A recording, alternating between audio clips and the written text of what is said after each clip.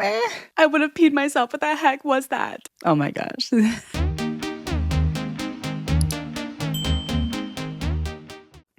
My 14-year-old daughter is scared to sleep in her room.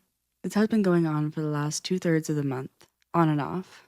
Though when she was around 4 or 5 years old, she saw a lot of scary things in my bedroom in our previous home.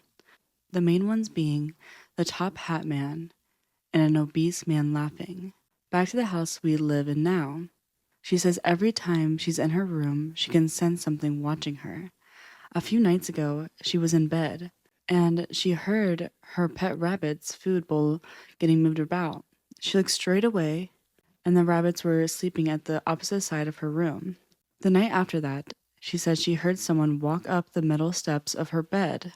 The most recent thing is when she was in her room, sitting at her dressing table, she felt something tugging at her dressing gown. She's been in my room with me since. I've had experiences myself when I was a child, but I haven't told my daughter. I said it's probably bad energy and we need to change her room around. Any advice or thoughts would be greatly appreciated. Thanks in advance.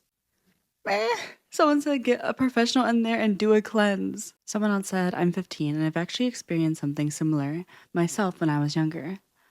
It didn't feel like imagination.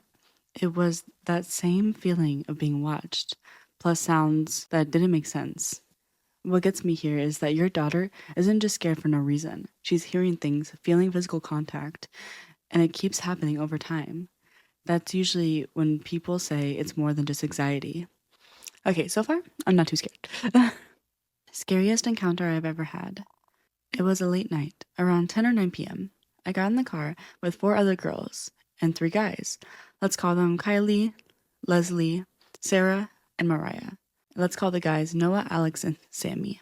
We were on our way to Gainesville just for fun, photos, and a night away from home.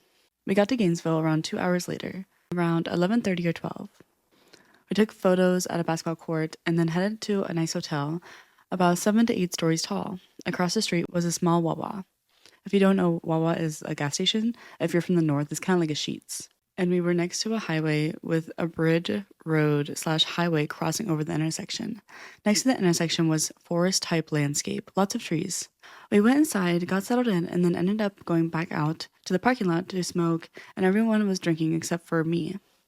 Little did I know, the scariest moment of my life was about to occur. Everyone was in the parking lot except Sammy. We all were smoking, some drinking, until Leslie started getting scared and walking in the fast-paced away from the group. All the girls said she was just trying to play around or she was tripping. I was the only one who followed her to make sure she was all right. As I followed her, she got more scared, almost as if she was going to cry. She said, "It's coming." My heart dropped. I was confused as I tried to calm her down, asking her what's coming. She got even more upset, continuing to say, "It's coming, bro." Not even a few seconds later, we hear a deafening scream. I just got chills. I literally just got chills. This scream did not sound human or animal. It made my heart drop. Weirdest part of the situation is I jogged up to the group and they weren't fazed. I asked everyone, did they not just hear that? They didn't, which is impossible not to hear. It was deafening how loud the scream was. Me and Leslie ran into the hotel from the parking lot and even asked the front desk. This was something you couldn't hear from inside. The hotel as well. They did not hear it. We almost sounded crazy, as if we were on some type of drugs. We said never mind and went up to the hotel room. We both were speechless, wondering how nobody else heard it but us.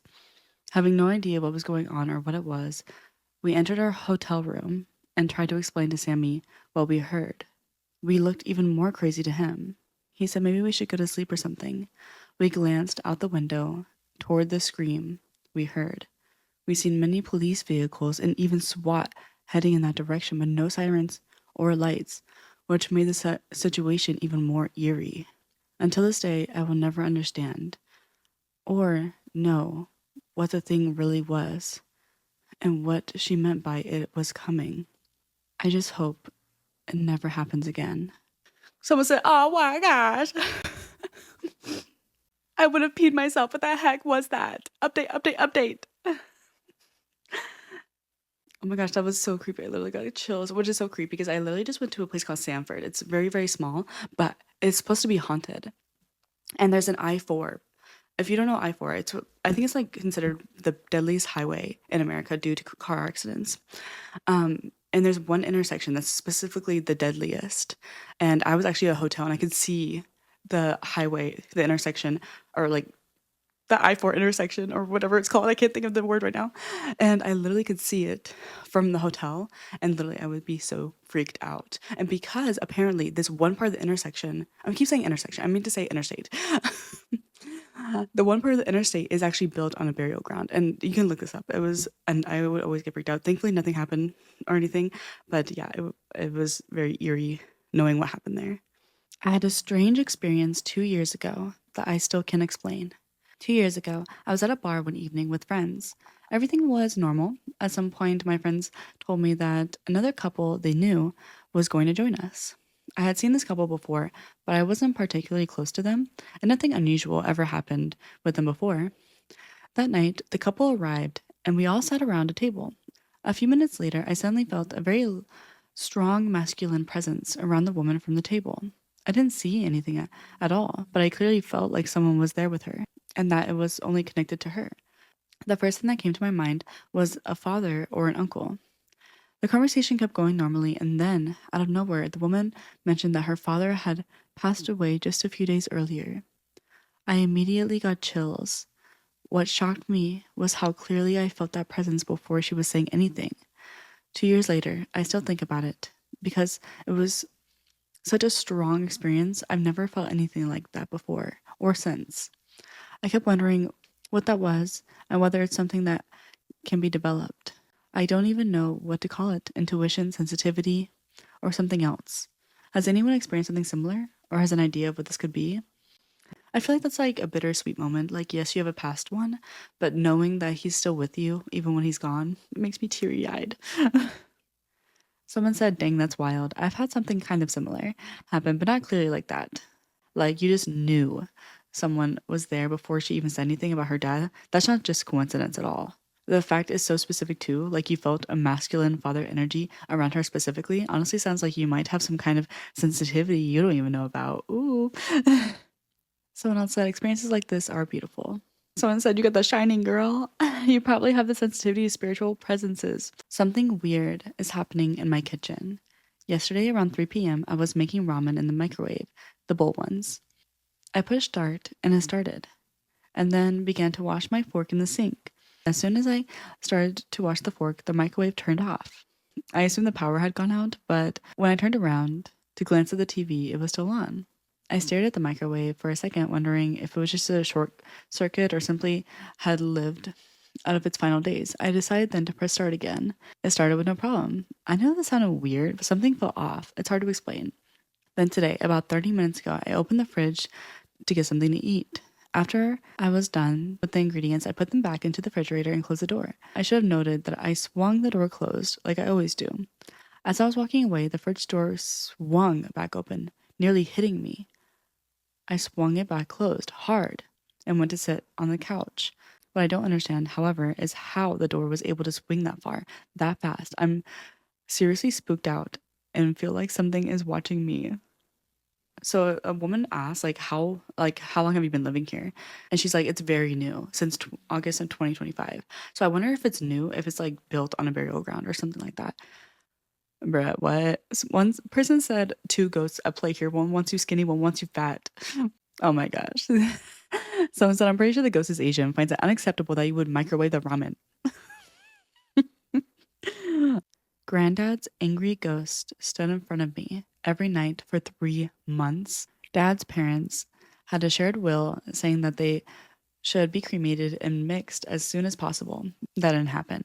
His Pringle tube, edit, not an actual Pringle tube, it was bigger, black, and had his name on it, got shoved in the back bedroom with junk, and he seemed to be fine with that.